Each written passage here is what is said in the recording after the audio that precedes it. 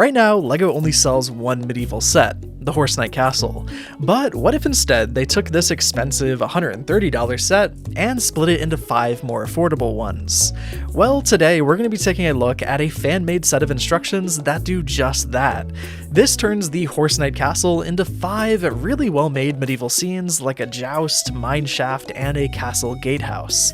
Not only do these builds look really good on their own, but they can also combine together to create one full castle, which we'll be taking a look at later in the video. To get started, we have the Joust set that comes with just under 300 pieces and 2 minifigures. The main attraction is this castle wall with a covered throne and dining table. The red and white canvas tent is surprisingly well rendered here given the parts limitations of the set, and honestly, the whole viewing section just looks fantastic in my eyes. Underneath that, you've got a couple of flags for both knights in the joust, and some gear for them as well.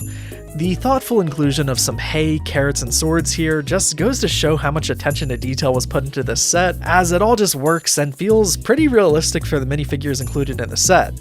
Which, speaking of, brings us to the joust. You get these same horse builds from the original set, but this time with some slightly altered colors, but it's mostly the same.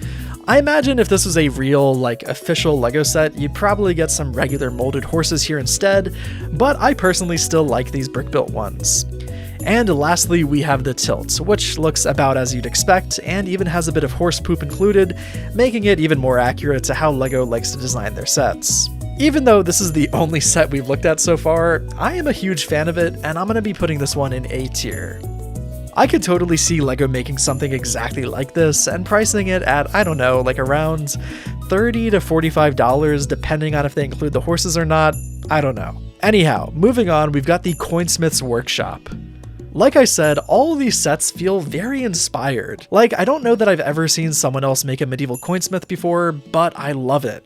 You get a little sign outside the front door made with a coin and a gold chain, and then around the back you get the basic interior that includes an anvil, cauldron, and a space for the coinsmith to work from. Above this, you've got his bedroom, which is almost identical to the one found in the original set, so there's not much to say here. The front timber building is also similar to the original, but is slightly altered.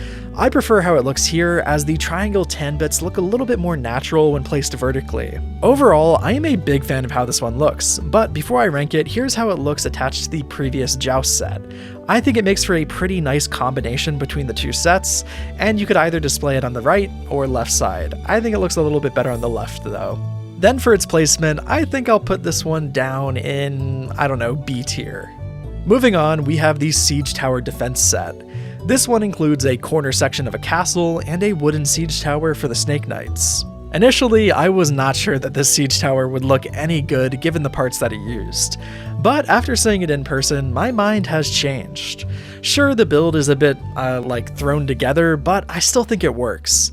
It's not a terrific build, mind you, but its concept is strong and I like it all the same. The castle corner section is similarly just okay. The makeshift catapult was a nice play feature, though I'm not sure it looks any good with the giant barrel that it uses. In my opinion, this set is the weakest of the 5. It's just not very good and doesn't do anything novel enough to make me love it, apart from maybe the siege tower. This is one of those builds that is just better as a potential concept for an official set, rather than the mock that we see here. A $50 siege tower versus castle wall build is such a great idea, which isn't surprising as LEGO's made a few of them over the years. As for the ranking, I think I'm going to put this one in C tier. On a much better note, up next we have the Fortified Mine.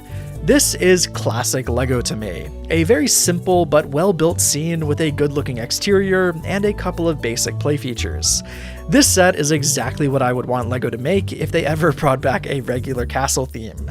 The details here look so good, and I love that the designer was able to remake those old rock pieces with regular bricks, as it adds in so much lovely LEGO charm to this set. The interior of that rock has some gems or gold that you can remove for the coin maker to use in his workshop. The synergy between this set and the Coinsmithy is so well planned out, and they actually look quite good together. Again, speaking on novel ideas for the castle theme, I don't know that I've ever seen a medieval mine set since the Old Dwarves Fortress from 20 years ago at this point. It's such a fun idea, and you really don't see it too often in sets or even mocks. I may be overhyping this one a little bit, but I don't know, I just really love it, and it's probably my favorite of the 5, so it's going in S tier. Last but not least, we have the biggest set of the bunch. This is the Castle Gatehouse, coming in at 330 pieces, and also comes with a single archer to defend its walls.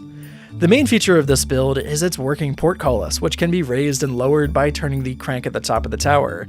It's a little bit finicky, but it works fine enough. Other than that, there's not much going on here in the way of play features or interior decoration, with the most that you get being this simple candlelit room in the main tower. The side wall is decorated pretty nicely with a small tree and this offset turret. The main tower also looks fairly good and gives you a neat angle with the walkway up to the front.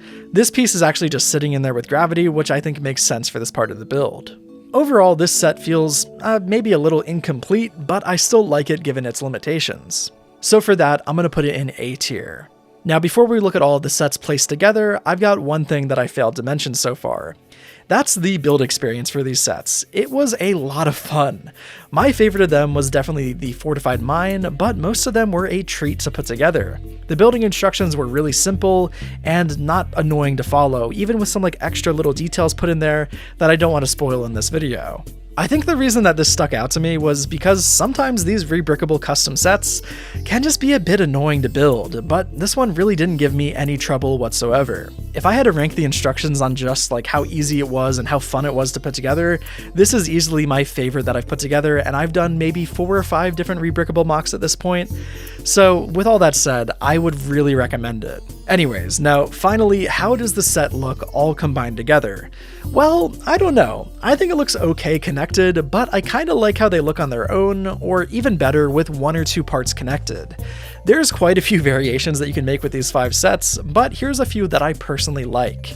Now, I sadly won't be keeping any of these sets built since I'm going to need these pieces for another rebrickable review, though I am going to be rebuilding the Fortified Mine once I'm finished making these reviews, as again, I just really love it. I'd also love to hear what you all think about this concept and the sets, as I had a lot of fun with them and want to know what you all think. Also, please go check out the rebrickable page for this mock and show it some love. You can also purchase the instructions for it there if you're interested in building this for yourself. I had a lot of fun with it, and I think most of you probably would too. LEGO really needs to just make an official wave of sets like they used to, because building custom ones like this one just makes me so sad that LEGO has neglected the theme for a decade now.